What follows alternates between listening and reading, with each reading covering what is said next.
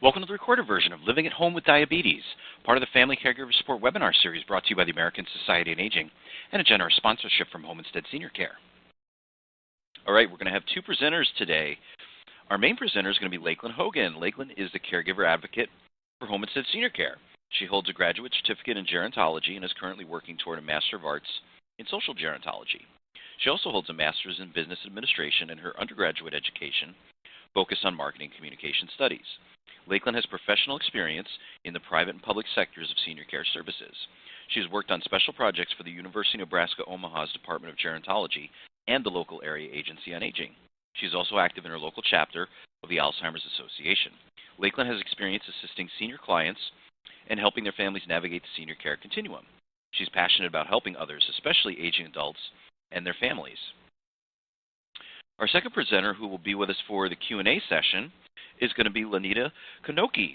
Lenita is a registered nurse with a bachelor's in business management. She is also a certified managed care nurse with a varied background in nursing encompassing direct care and clinical business. Over the past 25 years, Lenita has worked in home health and hospitals, all while diversifying her experience in the medical community. Lenita's passion and dedication to educating families, along with more than 2 decades of professional medical experience, makes her uniquely qualified in advising family caregivers with medical concerns they may have while caring for an aging loved one. And with that, I would like to turn the floor over to Lakeland, who is going to guide us through this presentation. Thanks again, as always, for being here, Lakeland. Thank you so much, Steve. Hello, everyone. Thank you again for being here and joining us today as we talk about the topics of diabetes. And this is one of those chronic conditions that needs continual monitoring and raises many questions for family caregivers. And so this is an important topic, and we're going to review the ins and outs of diabetes so that we as professionals can continue to support the family caregivers as they care for their loved one with diabetes.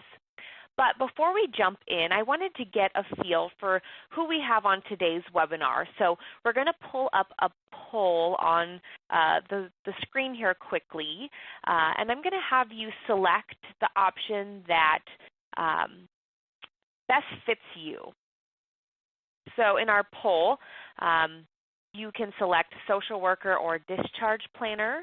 You can select nurse, other healthcare professional, family caregiver, or other.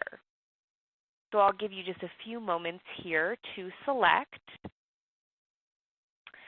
And from what I can see, it looks like we have quite a few social workers and some other healthcare professionals, a few nurses on the line, and then some that fit into that other category. So wonderful. That's good to get a feel for who all we have here on today's webinar. And again, thank you so much for joining us. So, all right, I'm going to go ahead and talk about a little bit of the basics of diabetes and start with some statistics here.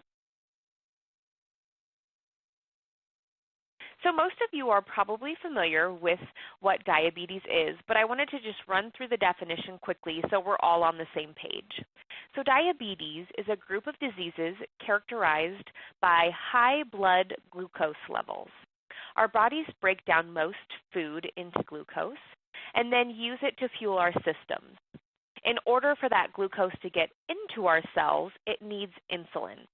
So in people with diabetes, their pancreas either produces little to no insulin, or the cells do not respond appropriately to the insulin.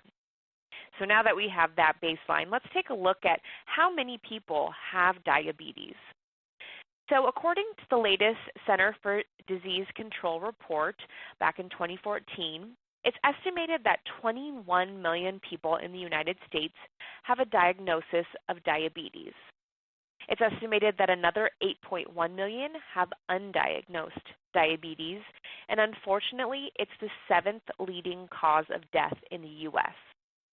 And I thought, in case we had anyone from Canada on the call, according to Diabetes Canada, there are about 3.4 million, that's about 9% of their population, that have diabetes, and it's estimated that 1 in 10 deaths in Canada are attributable to diabetes. So it's certainly prevalent here in the U.S.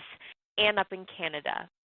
And not only is it prevalent in our society, there's also some significant costs that are associated with diabetes. So we're going to take a quick look at that. And again, according to the CDC, it's estimated that diabetes costs the United States $245 billion annually. That's a lot of money. And that really breaks down into two categories, direct and indirect costs. So these direct medical costs are estimated to be about $176 billion. And after you adjust for population, age, and sex differences, the average medical expenditures for someone diagnosed with diabetes is 2.3 times higher than those for someone without diabetes. And that's pretty significant. So you might be wondering why that is. Well, the largest components of medical expenditures for someone with diabetes is hospital inpatient care, prescription medications used to treat the complications of the harmful effects of diabetes, such as damage to the eyes, heart, blood vessels, nervous system, teeth, gums, feet, skin, or kidneys. And then those anti-diabetic agents and those diabetic supplies, those can really add up. Also, physician office visits and even nursing facility stays. So those can contribute to those direct medical costs. When it comes to the indirect, $69 billion are attributed to some of those bullets that you see listed on the screen. So for those in the workforce that have diabetes, they are likely to have increased absenteeism and reduced productivity at work. For some with diabetes that have a disease-related disability, they might not even be working, so that is an indirect cost. And then it also takes into account the productive capacity due to early mortality. So this number might seem even a little low, at least in my opinion, because it doesn't include the impact of the family caregiver and the costs associated to that family caregiver. So now that we know some basics, we're going to just take a quick peek at today's objectives.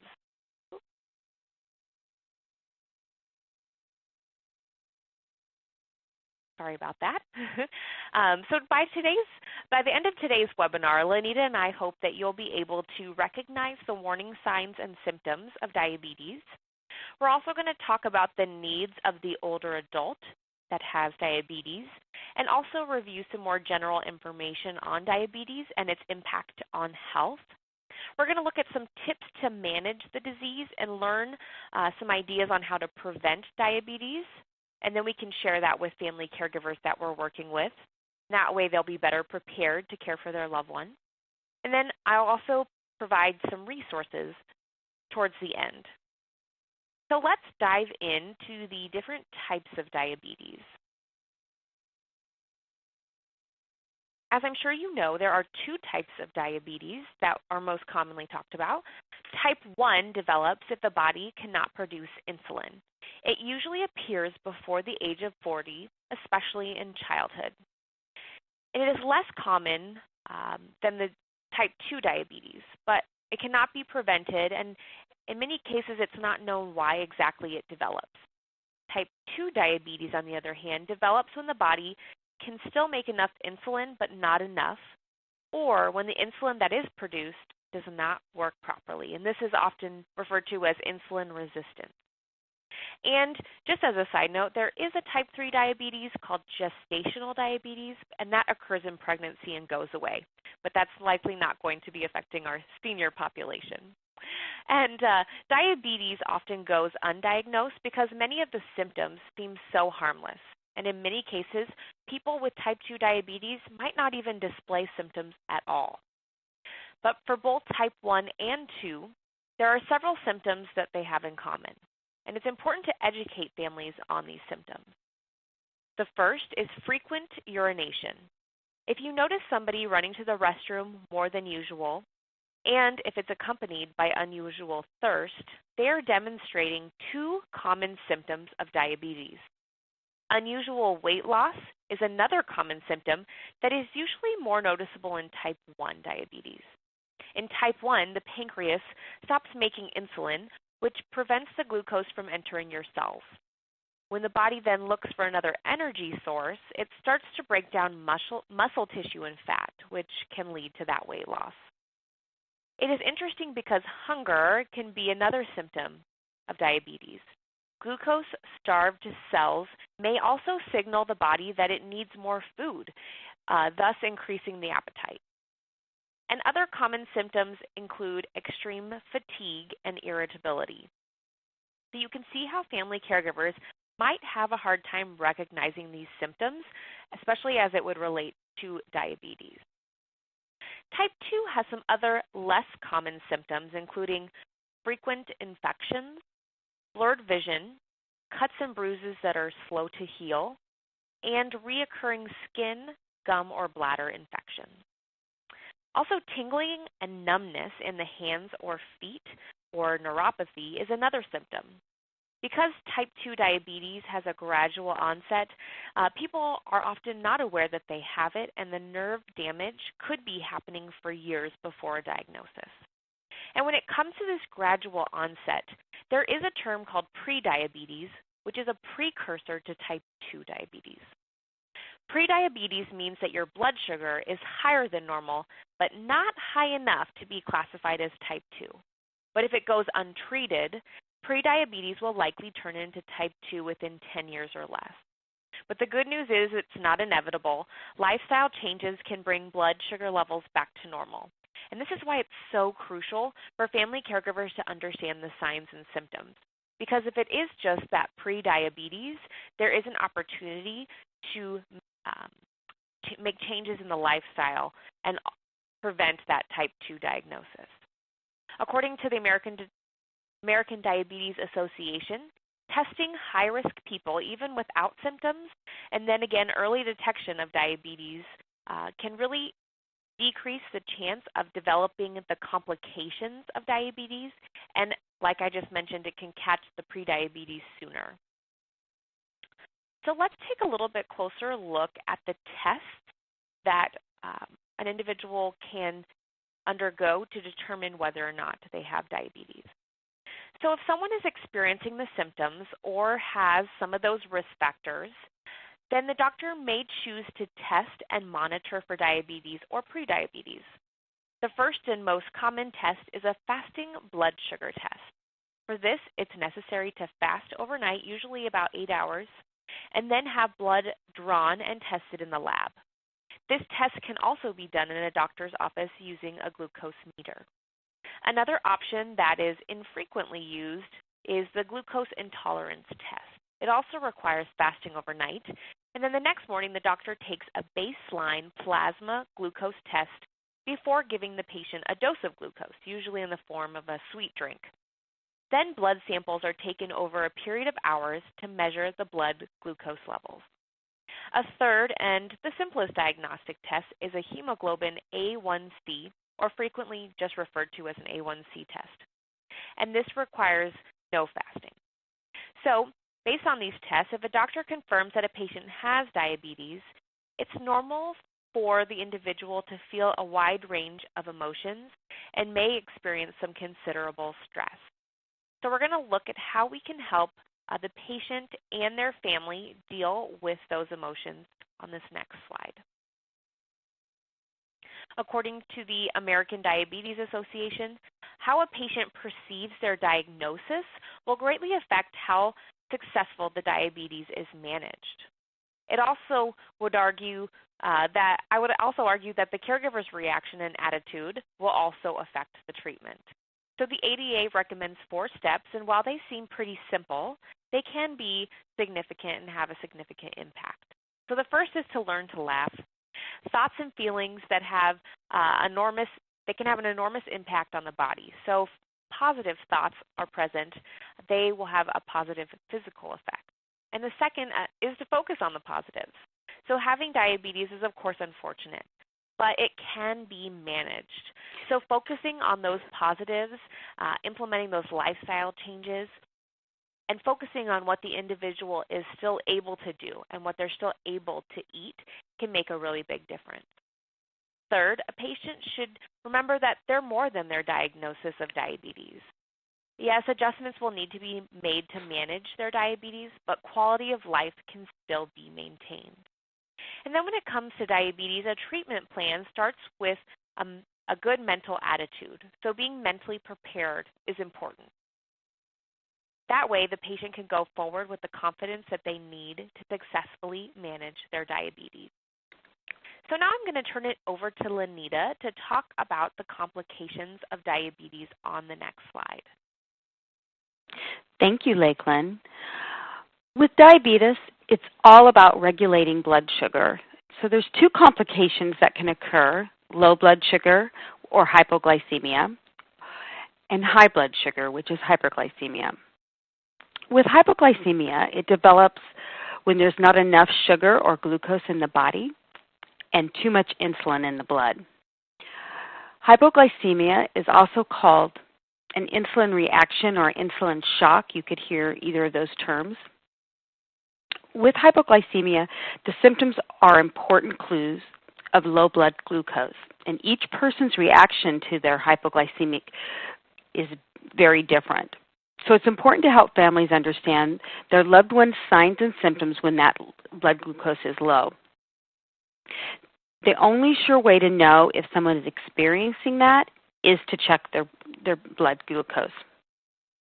If it's not treated right away, hypoglycemia can lead to death, so it's especially important to be on top of it. And often a person with diabetes may recognize they have low blood glucose and will follow a process to ruminate very quickly as they get used to knowing exactly what those signs and symptoms look like. And we don't want to scare the family caregivers, but it's important to convey the seriousness of a low blood sugar. So the symptoms that you'll probably see, again, helping them understand is very important. So if you see shakiness, nervousness or anxiety, an increased sweating, chills, or clamminess,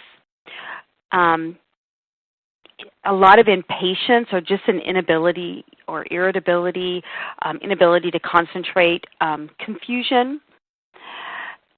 You'll see a rapid or fast heartbeat. A lot of times they complain of dizziness or lightheadedness. They're usually hungry. Many times nausea is a key symptom. Becomes very sleepy.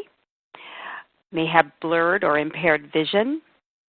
They can have tingling or numbness in their lips or their tongue, headaches, weakness or fatigue. Sometimes they get very stubborn and angry or very sad. And then you'll notice a lack of coordination when they're moving. They can also cry out during their sleep or have nightmares. Seizures and unconsciousness, of course, are two of the major symptoms. The other complication with diabetes is hyperglycemia, which is your high blood sugar. High blood sugar occurs when the body has too little insulin or when the body can't use the insulin properly. The symptoms to share with your family caregivers include thirst, fatigue, weight loss, blurry vision, and frequent urination. As a side note, macrovascular complications, which are usually peripheral artery disease, a stroke, or coronary artery disease, and there's microvascular complications, which are your diabetic neuropathy, retinopathy, or any other neuropathy. So there's a little bit of difference in the symptoms based on those two complications. So what is the prevalence in older adults? I'm going to turn it back over to Lakeland to talk a little bit more about that on the next slide. Thanks, Lanita.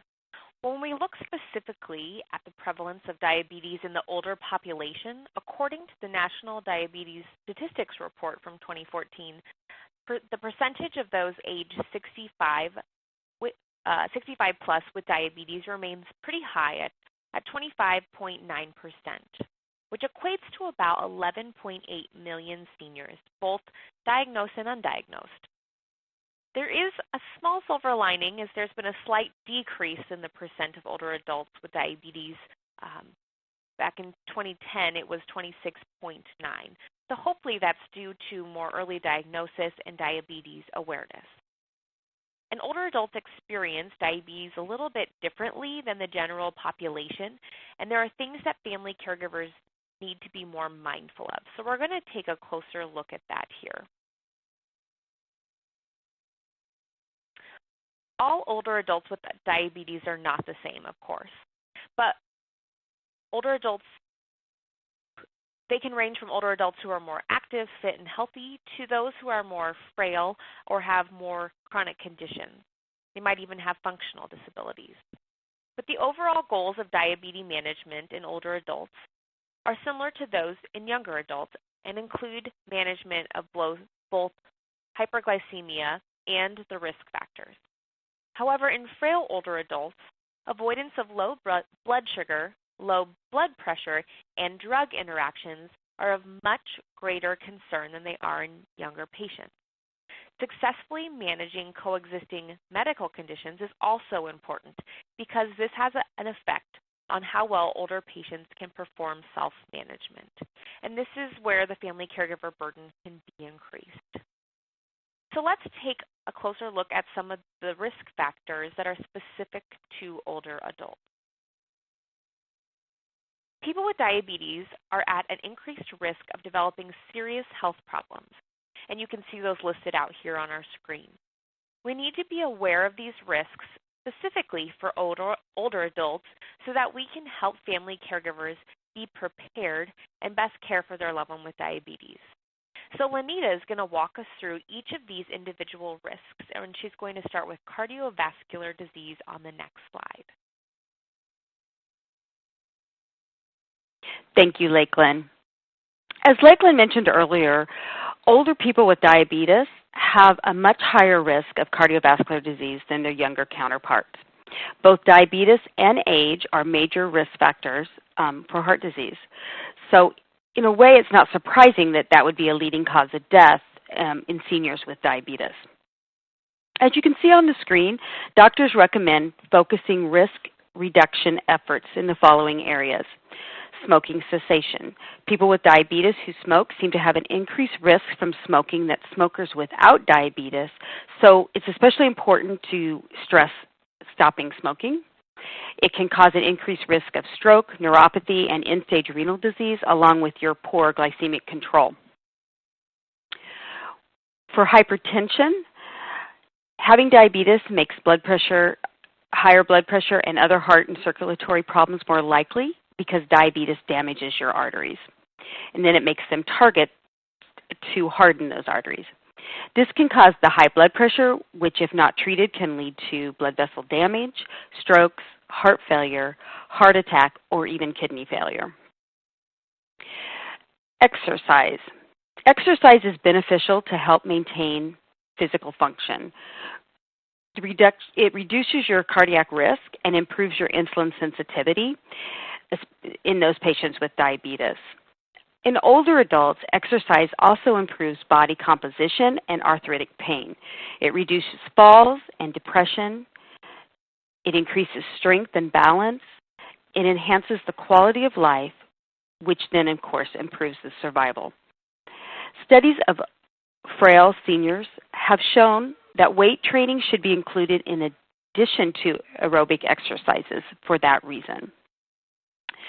So let's look at polypharmacy on the next slide. Polypharmacy is the use of multiple drugs at one time, and this is very common in older adults. Elderly diabetic patients often require multiple medications to adequately and appropriately treat their diabetes and associated comorbidities. Careful attention to avoiding drug interactions, limiting unnecessary medications, and choosing medications most appropriate for an elderly patient are a must. This is important information to share with all caregivers so they can help be the voice for that person with diabetes. As you can see on the slide, according to the Georgetown University Center on an Aging Society, adults with diabetes feel about 4 times as many prescriptions and spend about 4 times as much on those prescription medications as the general population. Side effects of different medications can cause a whole set of additional problems and they can impede the people's ability to manage that diabetes correctly. It's important, therefore, that medication lists are kept up to date and reviewed as part of a regular doctor visit, and it's an important tip to share with family caregivers. As we move to the next slide, we'll discuss eye problems and complications, which are additional concern to older adults with diabetes. Diabetic eye disease refers to a group of eye problems that people with diabetes may face as a complication of diabetes. All can cause severe vision loss and even blindness. The longer a patient has diabetes, the more they are at risk for retinopathy. And retinopathy causes damage to the blood vessels in the back of the eye. So regular eye exams are very important for this set of patients. Poor vision can lead to social isolation, increased risk of accidents, and impaired ability to measure your blood glucose or draw your insulin doses. So keeping those eyes as well as possible becomes an extremely important task. So encourage your family caregivers to ensure their loved ones get a complete exam performed by an ophthalmologist or optometrist at the time of diagnosis and at least once a year thereafter. The purpose is to screen not only for the diabetic retinopathy, but also for cataracts, glaucoma, which are also very common in people with diabetes. Next, let's look at foot problems associated with diabetes on the next slide. Diabetic neuropathy is a type of nerve damage that can occur if you have diabetes. High blood sugar actually injures the nerve fibers throughout your body, but diabetic neuropathy most often damages the nerves in your legs and your feet. Older adults are at a much higher risk of foot problems, and studies estimate the prevalence of diabetic neuropathy in patients with type 2 diabetes is about 32% overall, and more than 50% of those patients over age 60. In addition to increasing the prevalence of neuropathy with age, more than 30% of the older diabetic patients cannot see or reach their feet and may therefore be unable to perform routine foot inspections. So it is recommended that all diabetic patients have their feet examined at every doctor visit. This examination should include an assessment of the patient's ability to see and reach their feet, and then an inquiry about other family members or friends who could be trained to do those routine foot inspections. So encouraging that family caregiver to visit with them to the podiatrist on a regular basis is also important. So next, let's take a look at cognitive impairment and diabetes on the next slide. The American Diabetes Association conducted a meta-analysis looking at 33 studies, and those that had type 1 diabetes demonstrated a significantly lowered performance on the intelligence metrics, the speed of information processing, the psychomotor efficiency, the visual and sustained attention, and visual perception. Lowered cognitive performance in diabetic patients appeared to be associated with the presence of the microvascular complications, but not with the occurrence of the severe hypoglycemic episodes or with poor metabolic control. So remember, the microvascular complications are the neuropathy and the retinopathy. So it's the nerve damage, not just the low blood sugar.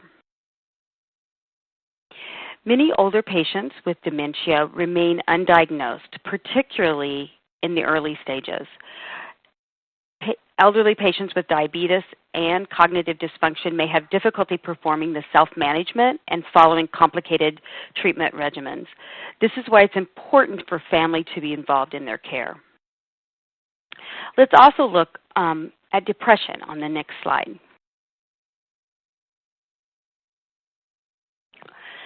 Studies show that depression occurs at a higher rate in older patients with diabetes compared to the older patients that do not have diabetes. The stress of managing diabetes makes a person feel different or separate from their friends and family due to all the extra care and work that goes into their diagnosis and treatment. This disease is really hard to manage, so at times the person may feel like they are losing control, or maybe there's tension between the doctor or even a well-intentioned family member. Depression can block the good self-care, especially if you have no energy or you are anxious. It makes it really hard to keep up with the good diet and the rest of your treatment regimen. Family caregivers need to understand this tendency and be observant to this potential complication. As with older people in general, depression is frequently undiagnosed and remains untreatable in this high-risk population. The next complication we will discuss is falls on the next slide.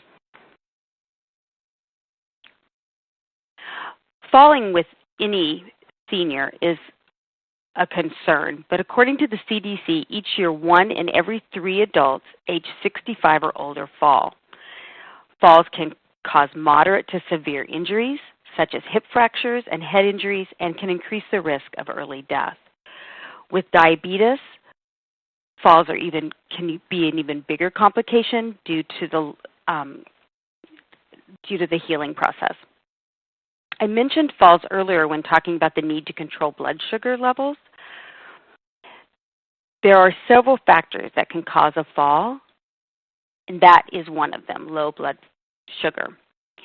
But it can also be caused from the neuropathy because of the numbness or the pain in your feet caused by that nerve damage. It can be caused by muscle weakness, loss of vision, or dizziness caused by drug interactions. So it's so important for families to be aware of this risk. It's really about putting yourself in the senior's shoes and thinking about how those factors could lead to falls and doing what you can to avoid them. On the next slide, I'm going to turn it back over to Lakeland to talk about how to manage diabetes, which will help reduce these complications. Lenita, thank you so much for going over all of those complications that can result from diabetes. So with all of that in mind, we know that managing diabetes is so important, especially for older adults.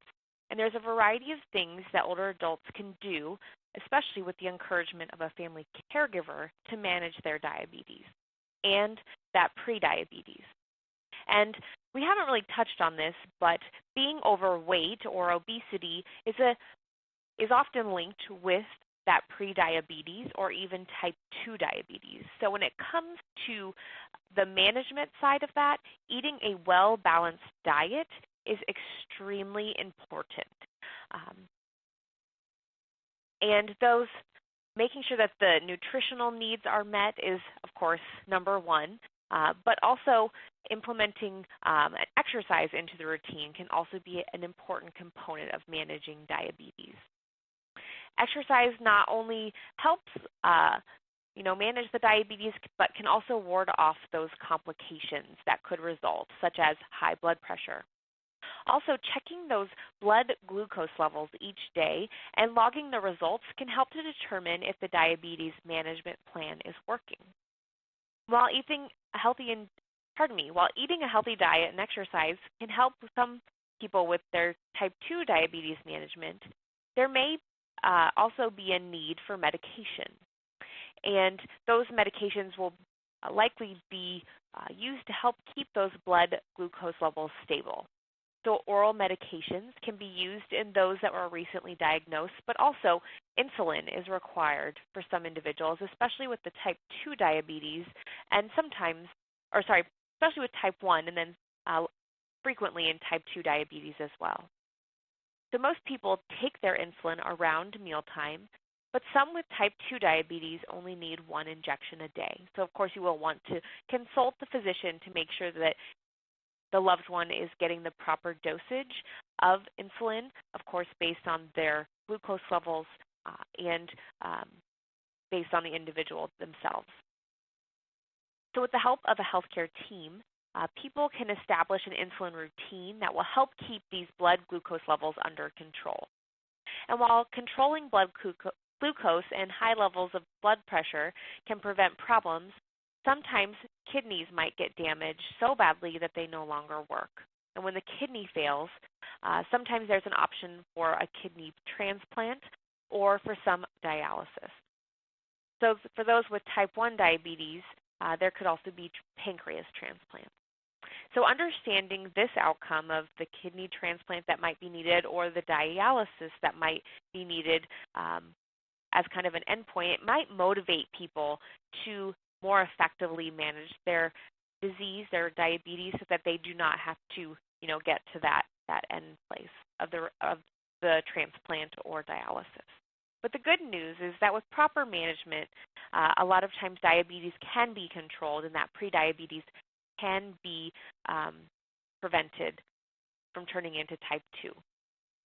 So a lot of times people do ask that question, can diabetes be prevented? So on the next slide, we're going to look at some ways that you can prevent diabetes. We've gone over a lot of risk factors, and some of those can't be controlled, such as your age, race, gender, your family history of diabetes. However, a lot of people can prevent or delay the onset of type 2 diabetes through a healthy lifestyle, as we've been talking a lot about throughout today's presentation. And eating healthy is one of the most important things that can be done to lower the risk of type 2 diabetes and heart disease. For example, someone can eat more fresh fruits, vegetables, whole grains, and lean meats. They can also eat smaller portions. It's also important to minimize the sweets and the sugary drinks, chips, and other snack foods, which is sometimes hard to do.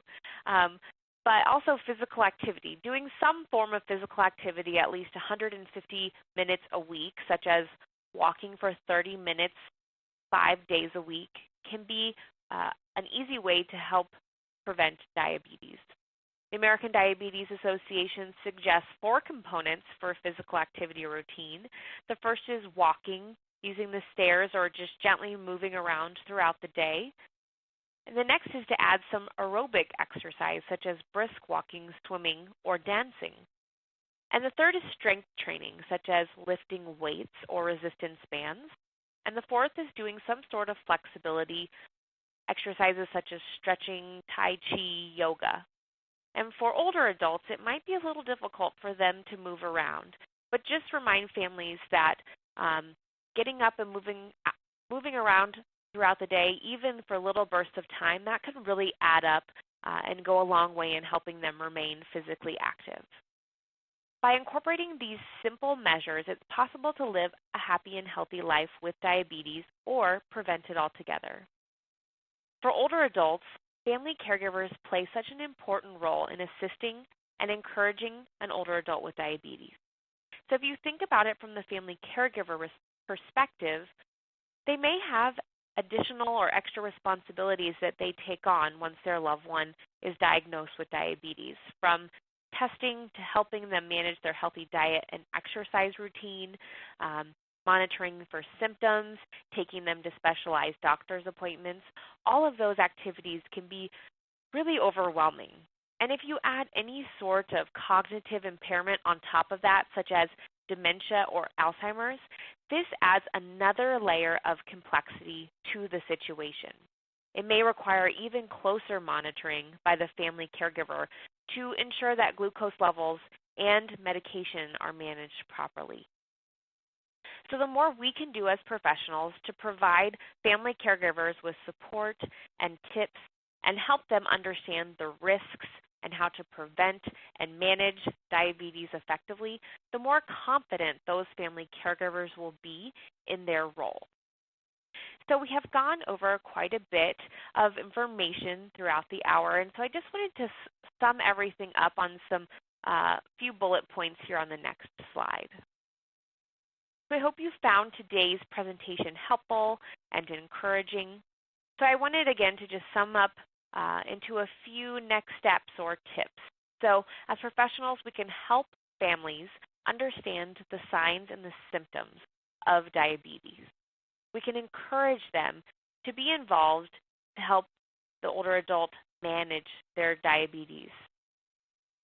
it can be complicated. So staying involved or hiring an individual to come into the house to be the eyes and ears, such as home care or home health, can really help in monitoring the symptoms, especially for those long-distance caregivers. Also, keep in touch with the doctor. Update them on a regular basis. And keeping a journal with diet information and symptom information, recording the blood glucose levels at each testing, having that journal can make the communication with the physician even more streamlined. So it's important in helping to spot trends or certain times of the day where the blood glucose is kind of off kilter. That way a plan can be implemented to better manage the diabetes. And of course, encouraging that healthy lifestyle. Cooking nutritious meals, helping them meal plan, grocery shop, encouraging the right choices in restaurants, encouraging them to get out to exercise. Those are all really important steps in managing a healthy lifestyle with diabetes. So I wanted to wrap up with some recommended resources here on the next slide. The American Diabetes Association is a great resource. Home Instead Senior Care works together with the American Diabetes Association to help diabetic seniors and their caregivers manage the disease successfully and live life to its fullest. This association, they make a tireless effort, and they have thousands of volunteers and staff across the country that are dedicated to improving the lives of those affected with diabetes and one day finding a cure. So if you work with a family, encourage them to reach out to the American Diabetes Association. Let me tell you, they have a ton of resources, everything from cookbooks on how to cook for someone with diabetes to tips and advice and the latest research on diabetes. So I would definitely encourage families to reach out to that organization on the local level. Also, caregiverstress.com has a lot of great resources for that family caregiver that will help them, of course, manage their diabetes successfully, but also regulate their own caregiver well-being. So often caregivers are going above and beyond, providing for so many needs for their aging loved one that a lot of times they forget to take care of themselves. So they find themselves stressed and burnt out. So caregiverstress.com, that word stress in there, that website really has lots of great tips, tools, resources, videos on how caregivers can best manage their stress. And when it comes to medication management, Lenita talked a lot about how medication management, the insulin, all that sort of thing, that is so important to keep on top of. And if families are looking for a medication management solution, there's simplemeds.com. They mail order your prescriptions right to you. That way the senior doesn't have to mess with going to the pharmacy. They'll even ship the insulin in cold packages. And then, of course, homeinstead.com. If the family is really overwhelmed and needing some assistance in the home to help cook those healthy meals or get out and exercise with the loved one, that's a great resource as well. So with that, I'll turn it back over to Steve, and he will open it up for some questions. All right. Thank you very much, Lenita and Lakeland. Great presentation. As you can see from the slide up on your screen, everybody, it is time for the Q&A portion of this webinar. So please shoot us in those questions, and we will get to them here. The first question here for you is: diabetes-caused numbness reversible? I have that one, Steve. So there's really two fields of thought on this. For the most part, diabetic neuropathy is not reversible. But there is a couple new studies going on that are really more about single nerve damage and catching it early. The studies are showing some positives on that, controlling your blood sugar level after you've had just some numbness, not necessarily severe neuropathy, that they can reverse it. Now, that's just what the study's saying right now, and it's still in a study thing. But for the most part, diabetic neuropathy is considered non-reversible. Hopefully that answers that question. All right. Next question here for you, and you probably heard this one before. How can you encourage the medical practitioners to discuss obesity openly and honestly. It's such an elephant in the room. That is a tough one, especially as it's becoming more and more prevalent in today's society. Lanita, do you have any first thoughts on that? Well, I mean, I think that it's really difficult for most people in the healthcare professions to have that discussions. I think it all depends on the physician or the nurse practitioner involved to be cognizant of yes, that your patient may not like it when you're talking about this, but it's something that is so necessary to discuss and decrease. I don't know that there's any great tips. A lot of it, I think, just goes down to the personality of the nurse practitioner or the physician that you're seeing. And I would say if you don't get the right answer, you might want to look at a different doctor. I would also say that, if the physician can discuss, start with the health effects of the weight issue. I know for so many people who are experiencing excessive weight gain or are considered obese, a lot of times their chronic conditions or their ailments are, kind of a result of that excessive weight. So if the physician can approach it from, a chronic disease management perspective, that might help open up the conversation, or starting the conversation with, more of the eating habits, or talking about how you can make small adjustments, or maybe there's a root cause to why they're eating excessively. So kind of approaching it from not necessarily the excessive weight or the obesity standpoint, but from coming at it at a different angle. Sometimes that can be helpful. But like Lanita said, it really kind of depends on the physician and the relationship between the physician and the patient. And sometimes it also depends on who else is in the room. If the family caregiver is there, the senior might feel a little more uncomfortable about talking about the subject. So, or maybe the family caregiver feels uncomfortable and maybe can have a side conversation with the physician, or call ahead to say that, this is a topic that's really concerning you as a family caregiver and would like the doctor to address it. So I know that it really, again, comes down to the physician, but those are maybe some tips or places that you can start approaching it from a different angle. All right. Do you have any recommendations for exercises for people whom are wheelchair or bedbound? I mean, that's a great question. I think that there's a lot of things out there that a lot of different websites that really support mobility exercises for those that are in wheelchairs. I don't necessarily know that there's a ton of them for the bedbound patients, other than having PT come in. So I would say that if you were looking for that, I definitely think there's Mobility 101 is one of the websites off the top of my head that has a lot of exercises that just help them in a wheelchair. What can I do? It's usually with weights. So again, it's going to depend on that patient and what they can do and how they can build upon that. Lakeland, do you have any additional ideas? Yeah, I would say a lot of more of the wheelchair bound. If they're wheelchair bound more from a weakness standpoint, then they, of course, the weights and doing some leg lifts.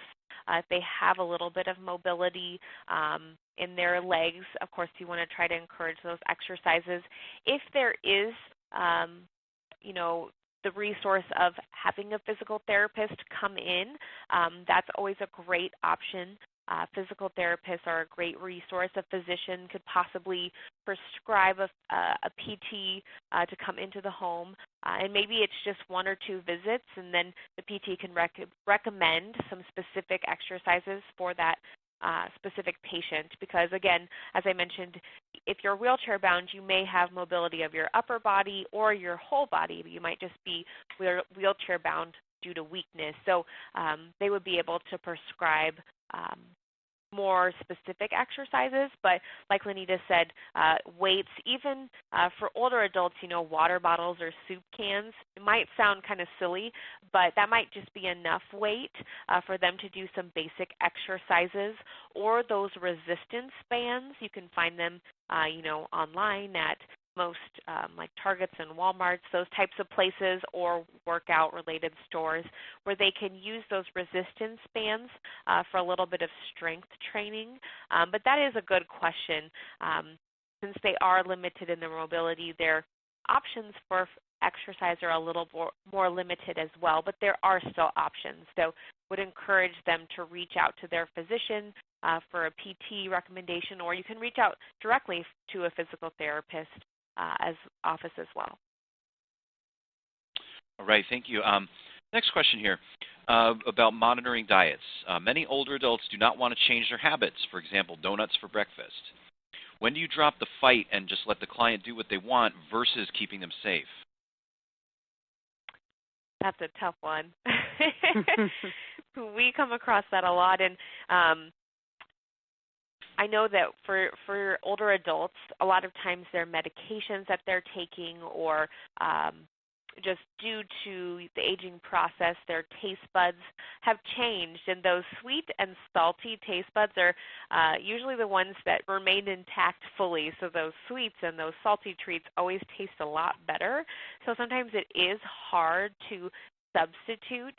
I would say, if it's the case where they have always had a donut for breakfast and they're not willing to give that up, maybe just try a slight modification. Maybe it's half a donut and a cup of fruit. Offering some other sweet alternatives that are a little more healthy, like popsicle that are fruit-based or yogurt-based. Those are good alternatives. I know sometimes it's hard to convince an individual to give up those old habits.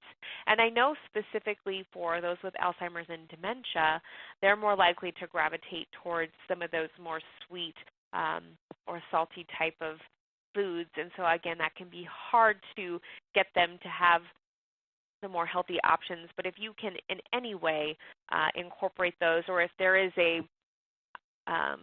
an option for a lower calorie type of donut.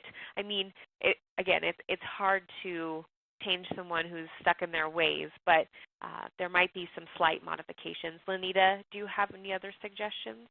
I think those were all really great suggestions. I mean, I don't think there's any difference between an older adult and a younger one. We tend to like what we like, and just really impressing upon people the need to follow their diet as best as possible for their own health. All right. Is it possible to have a normal glucose test and still have diabetes? Sometimes when that happens, it's a lot of times they put you into that pre-diabetes or insulin-resistant category.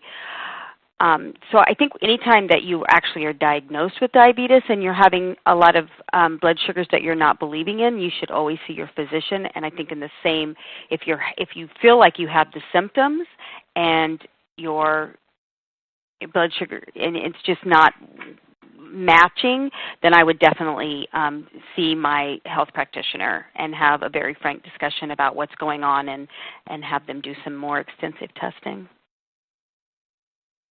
All right. Next question.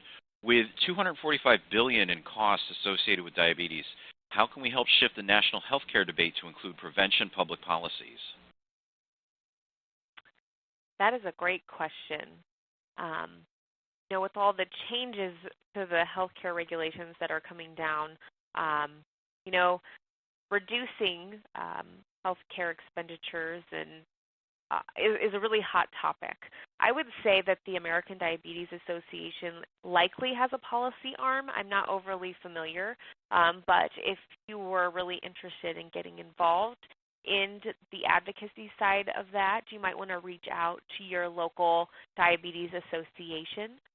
They might have something in the works, but other than that, I'm not overly familiar with the policy surrounding diabetes, but I know that Medicare, who is the primary insurance for the 65-plus population, does, a lot of those costs are associated with those diabetic-related expenses. So the changes in Medicare could also affect that. But Lanita, are you familiar with any other advocacy efforts in this realm?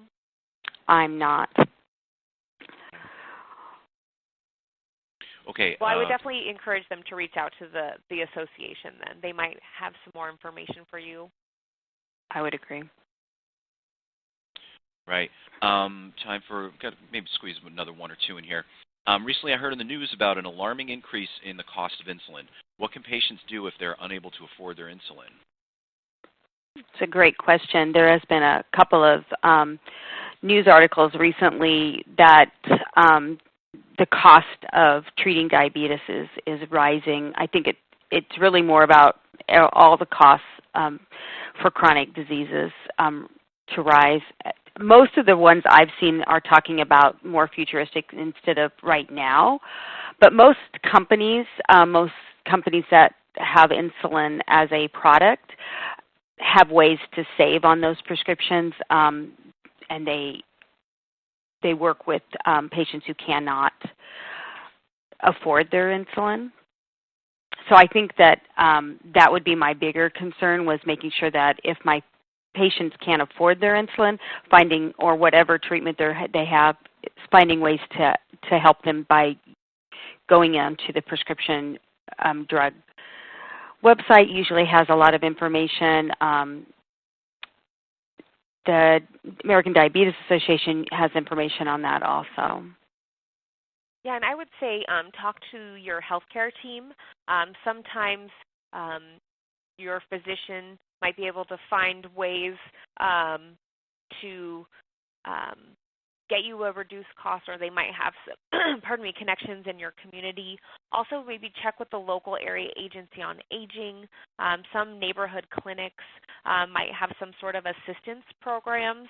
And again, many states, they have programs for people with diabetes that don't qualify for Medicaid benefits. So reach out to your local communities, reach out to your local physician, and see if they're aware of any options for reducing those costs. And then for those tech-savvy family caregivers or older adults, you might want to look for online retailers. It might be a cheaper option out there, but we recognize that is a challenge for some people living with this disease.